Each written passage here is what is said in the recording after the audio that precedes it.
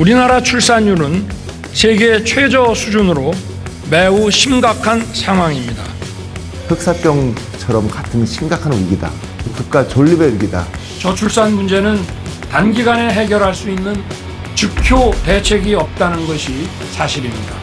단순한 재정전에서 벗어난 자신의 목표가 동시에 만족되도록 전례 없는 특단의 대책을 마련할 예정입니다. 확실하게 피부에 와 닿는 대책이 아니라면 어떠한 정책도 효과가 없을 것입니다. 첫 번째는 부모급여입니다. 두 번째는 난임 시술을 받아야 되는데 일과 가정의 양립도 매우 중요합니다. 또 주거 지원이 있습니다.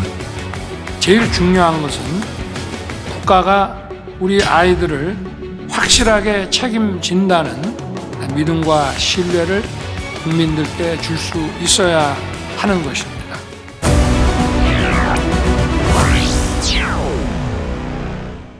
저출산 문제는 중요한 국가적 아젠다이고 또 정부와 민간이 합심해서 풀어가야 합니다. 예, 우리나라 출산율은 가장 낮은 상태입니다. OECD 평균이 1.6명 정도가 되고 있습니다. 근데 우리나라는 2022년에 0.78명, 정확한 24만 9천 명 정도가 태어났습니다. 지난해에는 0.72명, 금년 24년에는 0.68명, 내년에는 0.65명까지 떨어질 것으로 생각하고 있습니다. 전 세계적으로 0 이하로 된 나라는 우리나라밖에 없습니다. 뉴욕타임스에서는 우리나라를 보고 이렇게 평가를 하고 있습니다. 흑사병처럼 같은 심각한 위기다. 또 어떤 분들은 국가 존립의 위기다. 그렇게 생각하고 있습니다. 정말로 저출산은 가장 심각한 사회 문제라고 볼 수가 있겠습니다. 과학적 근거에 기반해서 저출산 정책을 냉정하게 다시 평가하고 왜 실패했는지 원인을 제대로 파악해야 될 것 같습니다. 사실 여러 가지 이런 현상에는 다양한 문제가 있을 수도 있을 것 같습니다. 예를 들면 바늘도를 투여를 했지만 사실은 저출산 예산 자체로서 이렇게 쓴 것은 많지 않다는 비판도 있고 또 여러 제도는 다 갖춰져 있지만 사실은 그 제도가 일선 여러 가지 우리 중소기업이라든지 또 실제로는 하기 어렵지 않나 그런 비판도 많이 있었습니다.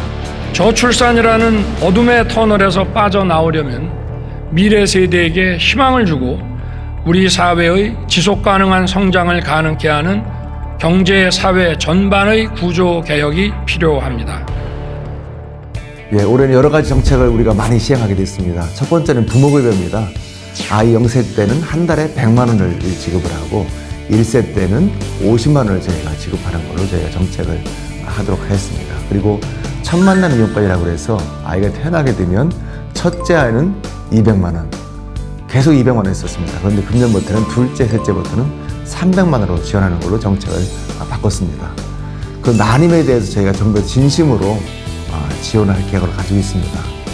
첫 번째는 필수 가입력 검사입니다.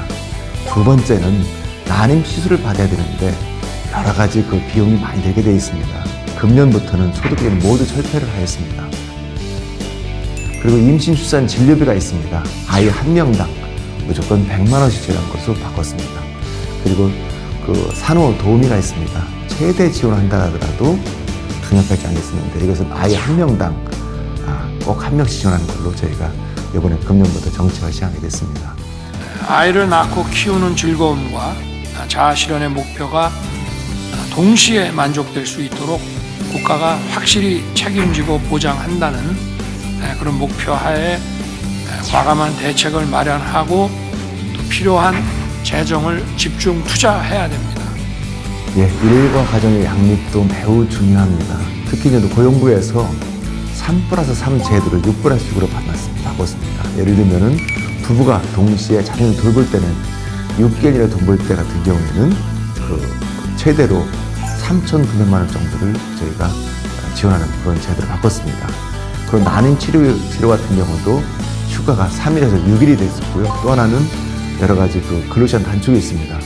또 주거 지원이 있습니다. 신생아 특공에 대해서는 그 대출 구입은 5억 원, 또 전세는 3억 원까지 이자를 1 내지 2% 정도를 이렇게 다운시켜주는 그런 제도가 있고 신세계 특공도 7만 원을 금년에는 제공할 것을 계획하고 있다는 말씀드리겠습니다. 그리고 다자녀 지원도 기준을 바꿨습니다. 기존에는 3명이면 다자녀였는데 2명까지 바꿨다는 말씀을 드립니다. 아이들은 안전하고 즐겁게 시간을 보내고 부모는 걱정 없이 경제 사회 활동을 하려면 좋은 학교 시설을 활용한 국가 돌봄, 즉 퍼블릭 케어가 반드시 필요합니다. 초등 돌봄은 절벽이라는 말이 생기고 있습니다. 금년 상반기에 우리 교육부에서 늘봄 학교를 2,000개 학교를 설치를 하게 되어 있습니다. 학교 밖에도 다양한 그런 돌봄 시설이 되겠습니다. 예를 들면 지역아동센터도 있고요. 4,230개가 있습니다. 그리고 다함께 돌봄센터가 있는데 981개가 있습니다. 학교 안에서는 늘봄센터가, 학교 밖에서는 지역아동센터라든지 다함께 돌보면서 정말로 우리 아이들을 잘 돌보도록 하겠습니다. 저출산 문제가 해결이 안 되더라도 일단 이 땅에 태어난 아이들이 밝고 건강하게 자랄 수 있게 하는 것은 국가의 기본적인 책무라고 저는 봅니다.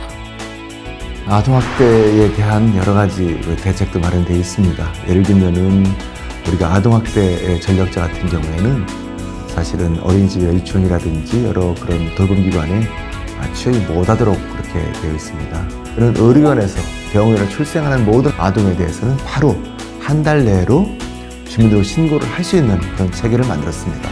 그렇지만 한편으로는 그 의료관에 가서 출생하지 않는 그런 아동도 있을 겁니다. 저희가 이런 아동에 대해서는 익명으로 우익위원 산모들이 아이를 출생토록 하고 그 아이들은 잘 보호한 상태에서 아동보호기관이라든지 입양을 보내는 이런 체계를 만들었습니다. 이 똑같은 두 제도, 우리가 출생통보제와 보호출산제는 금년도 7월 19일 날 동시에 시행이 됩니다. 병원 내에서는 우리가 출생통보제가, 병원 밖에서 있는 아이들은 우리가 사실은 보호출산제로 정말로 꼼꼼하고 촘촘하고 두텁게 보호하도록 하겠습니다. 돌봄과 교육, 또 유연근무와 육아휴직의 정착, 주거 안정, 또 양육비 부담의 완화, 난임 부부 지원 확대와 같이 아이를 낳고 키울 수 있는 지원을 빈틈없이 촘촘하게 해나가면서 국민들께서 체감할 수 있는 그런 제도와 정책을 만들어 나가야 될 것 같습니다. 아이가 행복한 나라, 우리 사회적 약자가 행복한 나라가 바로 선진 국가입니다. 우리 대한민국이 그런 국가 되도록 우리 보건복지부, 우리 정부에서 최대한 노력을 다하도록 하겠습니다. 마음 편히 아이를 키울 수 있는 환경을 만드는 일도 출산과 양육에 직접 도움이 되는 정책들을 발굴해서 흔들림 없이 추진할 것입니다.